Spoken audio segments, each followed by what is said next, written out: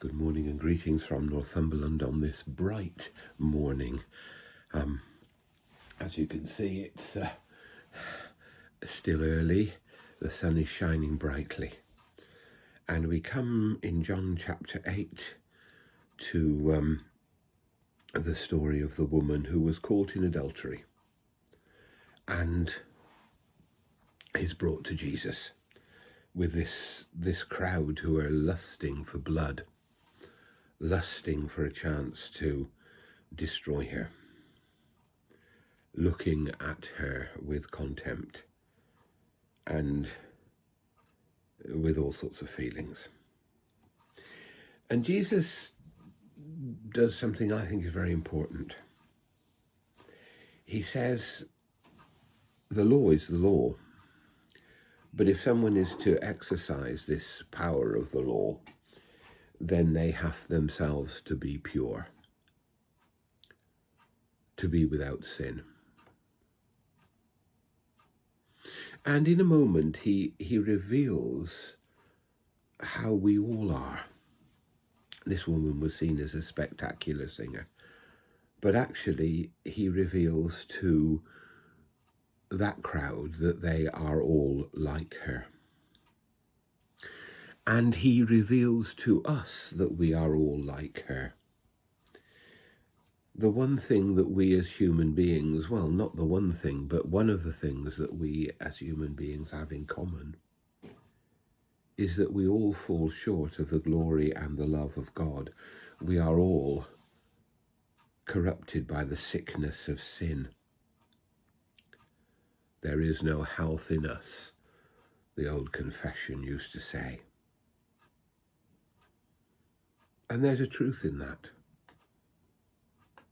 There's a truth that every one of us is a sinner. Every one of us falls short of that way in which Jesus summed up the commandments to love God with all our heart and to love God and to love our neighbours as ourselves. We all fail. We all fall short. We all need the glory of the forgiveness of Christ.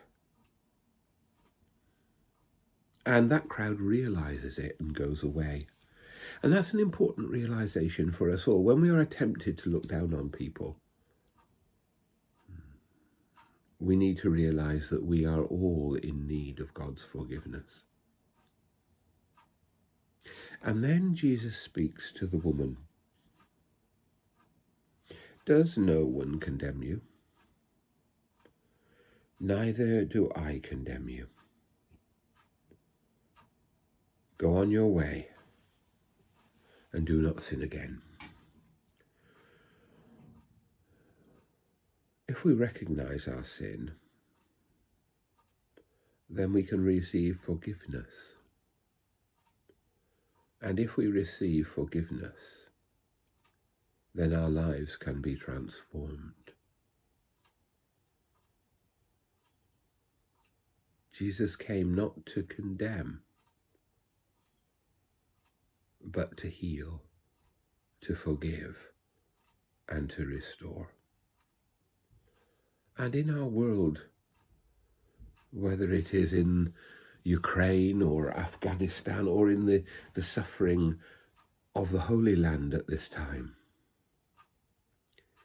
that healing, that forgiveness, that peace is what we need. May God bless us all.